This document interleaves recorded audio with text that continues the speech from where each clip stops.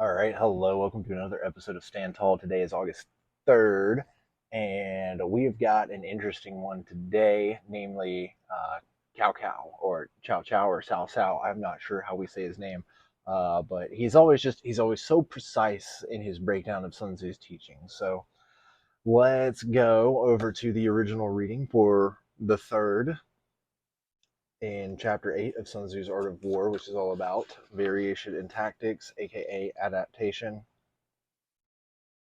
There are roads which must not be followed, armies which must not be attacked, towns which must not be besieged, positions which must not be contested, and commands of the sovereign which must not be obeyed. I like that last part, right? Especially given where we're at in 2023. We're not going to dive into it too much more than that, though. So let's go over to, I love reading this alternate translation as well. So this one says, there are routes not to be followed, armies not to be attacked, citadels not to be besieged, territory not to be fought over, orders of civilian governments not to be obeyed. Okay? So even back then, Li Kuan's very militaristic. If there are narrow straits along the way and there may be ambush attacks, that road should not be taken. So I think in a business sense, if you know the outcome could potentially be, it's just a risk assessment basically. If the outcome is going to be rough, or there's potential that, I don't know, something bad will happen, there might be a hostile takeover. I don't know what kind of business situations are out there in that necessary regard. Mainly because I operate blue ocean strategy, and but it's still, still worth including and thinking about. So let me know in the comments what you came up with. Dumu says, don't attack crack troops. Don't try to stop a returning army. Don't press a desperate enemy. Don't attack a ground of death. And if you are strong and the enemy is weak, and this is my favorite part, don't strike their vanguard lest you frighten the rest into retreating. It's an interesting psychology behind that. I think we're going to want to hang on to it, but we'll see. And now my man, Cao Cao. It may be possible to strike an army, but not advisable, because the lay of the land makes it hard to persist. To stay there would mean loss of further gains. Present gains would in any case be slight, and a desperate army will fight to the death. When a citadel is small and secure, and has plenty of supplies, then do not besiege it. When a territory is of marginal benefit and easy to lose as it is to win, then don't fight over it. When it is a matter of expediting your work, don't be limited to the commands of the civilian leadership. Okay, he's breaking it down even further. So, not breaking it down further, it's just another way that he's looking at it. And is very militaristic, and that's okay, but we can still use that. We can still use that and position it and maneuver it. And I'm excited to see what August 3rd is about in the Stoic, to see how we can tie it into some of these military masters and their interpretations. Dumu says that Wei Lao Zi said, weapons are instruments of ill omen. Conflict is a negative quality. Warrior leaders are officers of death with no heaven above, no earth below, no opponent ahead, no ruler behind. A savage. Okay, I don't like it. Okay. August 3rd. Guys, Ryan Holiday and Stephen Hanselman have done a great job at this. Pick up a copy. I'm not trying to do an affiliate link or anything like that, so everything goes straight to them if you go buy a copy. Okay, The Good Life is Anywhere, August 3rd, starting with a quote by Seneca. Hold on, let me refresh. At this moment, you aren't on a journey, but wandering about, being driven from place to place, even though what you seek, to live well, is found in all places. Is there any place more full of confusion than the forum? Yet even there, you can live at peace, if needed. Okay, so forum is capitalized. This is fun because this reminds me of learning about it in high school when I took Latin class. And kind of, I mean, I'm sure most people know what the forum is, right? Because we have forums now, the word etymology, right?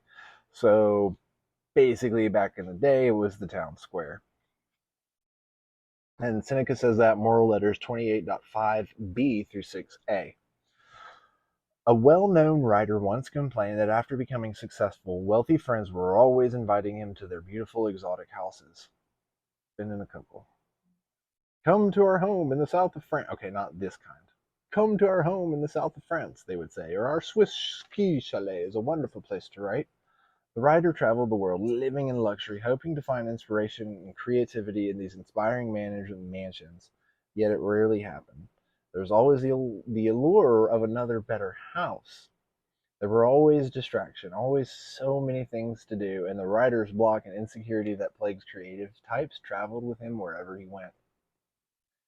We tell ourselves that we need the right setup before we finally buckle down and get serious, or we tell ourselves that some vacation or time alone will be good for a relationship or an ailment.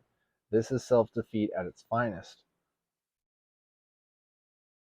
It's far better than we become it's far better that we become pragmatic and adaptable, able to do what we need to do anywhere, anytime. The place to do your work, to live the good life is here. Yeah, right here, right now. It's if it is to be, it's up to me. I'm not reading notes, I'm just thinking thoughts. All these little quotes that kind of get you through it. So we say, it's far better that we become pragmatic and adaptable, and we're covering the adaptability strategy in Art of War. And so the good life is anywhere, no matter what your terrain, whether you're in a ski chalet or a beautiful home in the south of France or whatever manor or mansion you're at.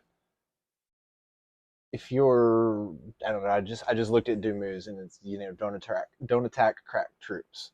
I feel like if you're like trying to force creativity, you're not gonna find it. Like my most creative moments were when I have nothing to turn to but writing, pen and paper, and things like that. So it's like the subtraction of distraction is what helps me. But I think tying these together, Seneca closes his with, yet even there you can live at peace if needed. There are routes not to be followed, armies not to be attacked, citadels not to be besieged, territory not to be fought over. You don't have to go to the next better house. You don't have to give in to the distractions. There's always military things that you could be doing. You're an army, go attack, right? Go fight. You're warriors, but that's not the art of war. That's not the strategy. That's not military. You know what I mean? The whole idea behind the art of war is how to win without fighting. I mean, and so without not not fighting. I think fighting nowadays is, like we try hard, we fight for what we believe in. Back then, I mean, like actual physical fighting, because you don't want to lose lives. Even then, I mean, that's stuff to care about. So the good life is anywhere, and adaptability, and just pick your battles. Pick your battles. Where he says this is self defeat at its finest. Pick your battles. It's far better that we become pragmatic and adaptable. Adapt to the battles. Pick the ones that you can conquer. Able able to do what we need to do anywhere, anytime. And that's the teaching. And that's why we stand tall. And that's why we do it. And we'll see you on the next one.